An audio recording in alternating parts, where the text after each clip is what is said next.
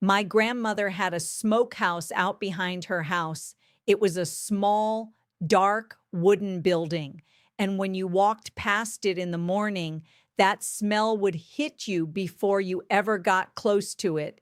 Hickory smoke and salt and something else underneath that I could never quite name, but recognized immediately every single time. She had hams hanging in there, sides of bacon, sausage links she had stuffed herself. And I remember standing at the door as a little girl, just staring into that darkness, wondering how that smell could possibly mean that food was safe. How can something that black and smoky and old possibly be good? But it was. It always was. And every single piece of meat that came out of that smokehouse fed her family through the winter. No electricity, no refrigerator, nothing but knowledge that had been passed down from her mother and her mother before that.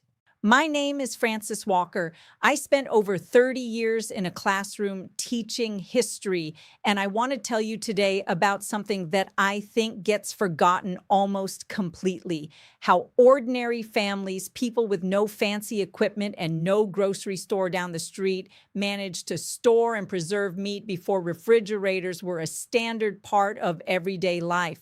Because what they did was not primitive. It was not unsafe. It was carefully worked out over generations of trial and experience. And some of what they knew, we genuinely do not know anymore. Let me put this in real perspective first. The first residential refrigerator did not arrive until 1927. And even though by 1944, about 85% of American households had one, that number hides a lot. Those were mostly urban households.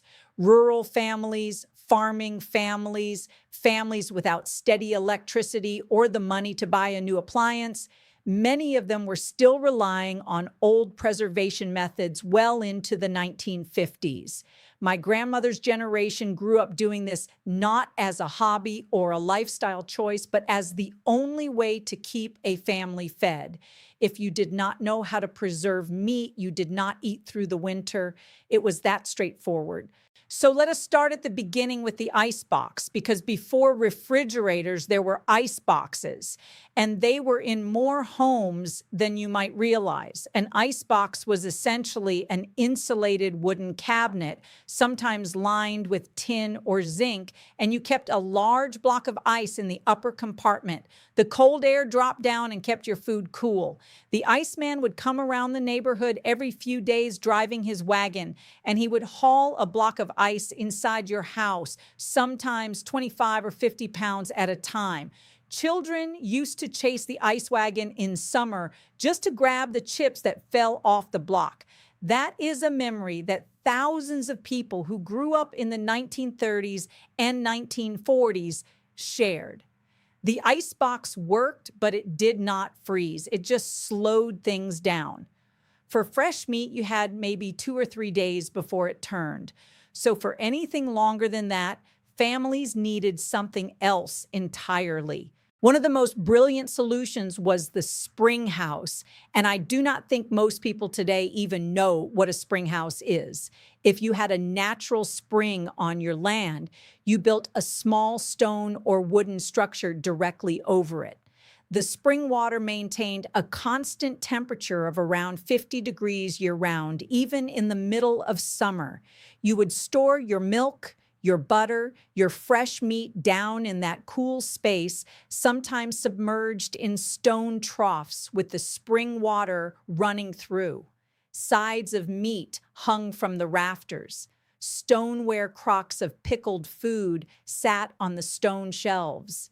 The earth itself was doing the cooling, and it worked reliably season after season without a single kilowatt of electricity. But the real workhorse of meat preservation for centuries, the method that fed families through brutal winters when fresh meat was impossible to get, was salt.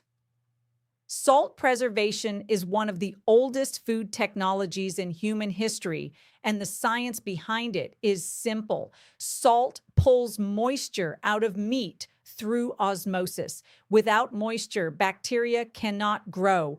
Without bacteria, meat does not spoil. Families would take a side of pork, rub every surface thoroughly with salt, and pack it tightly into a wooden barrel or a salt box. Layer of meat, layer of salt, layer of meat, layer of salt, sealed and stored in the cellar or a cool outbuilding. A ham treated this way could last for months. Salt pork was a staple in most American households well into the 20th century. It went into beans, it went into greens, it seasoned everything. And that familiar word, corned beef, the corns in that name refer to the large grains of salt, the size of corn kernels that were used to cure the beef in exactly the same way. Now, let me tell you about Hog Killing Day because this is the tradition that I think captures everything about the way families once lived. In rural communities, when the first real cold snap hit in November or December, families would kill their hogs, not just one. Most families killed 2 or 3 hogs at a time to make enough meat to last through winter. The whole neighborhood came out. This was not something one family did alone. Neighbors came early in the morning and stayed all day. The men did the killing and the butchering. The women rendered the fat into lard over outdoor fires. The children did small jobs and watched and learned. Nothing was wasted, not one piece of that animal. The hams and the shoulders went to the smokehouse.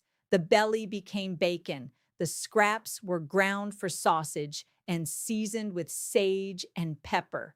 The fat was rendered into lard that would be used for cooking and baking for months. Even the head was used to make head cheese. The intestines were cleaned and used as sausage casings. The feet were pickled in vinegar brine. I am not exaggerating when I say that an entire community fed itself off a single long cold day of shared labor. The smokehouse itself was a masterpiece of practical engineering. It was a small enclosed building, not much bigger than a closet, and inside it a fire would smolder for days or even weeks. The wood used mattered. Hardwoods like hickory, oak, and apple wood were favorites because they burned slow and gave the meat a specific flavor and protection. Smoke does 2 things to meat. First, it removes moisture from the surface, and without moisture, bacteria cannot survive. Second, the smoke itself creates an acidic coating on the meat that actively inhibits bacterial growth. A ham that spent enough time in a properly run smokehouse could hang there for months and remain perfectly good. Some cured hams in the traditional Southern style could last an entire year. For families who wanted something even longer lasting than smoked or salted meat, there was another method that most people today have never heard of: cooking meat and then packing it completely in its own rendered fat, submerged so no air could reach it, sealed in a stone crock and stored in the cellar. The fat hardened around the meat and created a complete barrier against both air and bacteria. The same method is what the French call confit, and it is still considered a delicacy in fine restaurants today. But for these families, it was just practical storage. Pork cooked in its own lard and sealed away could keep in a cold cellar for months without spoiling. Then there was home canning, which became much more common once pressure canners were developed in the early 1900s. By the middle of the century, families were canning chicken, beef, and pork in glass mason jars. The U.S. government actually distributed pressure canners to help families preserve food more safely. A shelf lined with glass jars of canned meat meant that dinner in January could be pulled off the shelf in about 15 minutes. That canned chicken or that canned beef would taste almost exactly like the day it was put up months earlier. The pantry shelf was the freezer before there was a freezer. And do not overlook dried meat, which humans have been making since before any of these other methods existed. Meat sliced thin and dried in the sun or over low heat loses so much moisture that bacteria simply cannot find enough water to grow. Native Americans had been making pemmican and dried meat long before European settlers arrived, and settlers learned it from them. Strips of beef or venison hung to dry in a warm, dry space would keep without any other treatment for months. What strikes me most about all of this, after 30 years of teaching and after all the conversations I had with older people who actually lived this way, is not the cleverness of the methods. It is the complete absence of waste. These families could not afford to let meat spoil. They could not afford to not know what they were doing. Every scrap of that hog was used because every scrap represented hours of labor and the difference between having enough food and going hungry. They knew their food in a way that most of us today genuinely do not. They knew where it came from. They knew what it took to preserve it. They knew what it smelled like when it was right and what it smelled like when something had gone wrong. We traded all of that knowledge for convenience. And I'm not saying the refrigerator was a bad thing. It absolutely was not. But we did lose something real when those old skills stopped being passed down. We lost a connection to our food and a kind of practical intelligence that took generations to build. My grandmother knew things about keeping a family fed that no grocery store and no appliance could ever fully replace. And I think it is worth remembering that. If any of this reminded you of something your own grandparents or great-grandparents did, I would genuinely love to hear about it in the comments below. And if this video found you because you are as fascinated by real everyday history as I am, stay around. There's a lot more where this came from.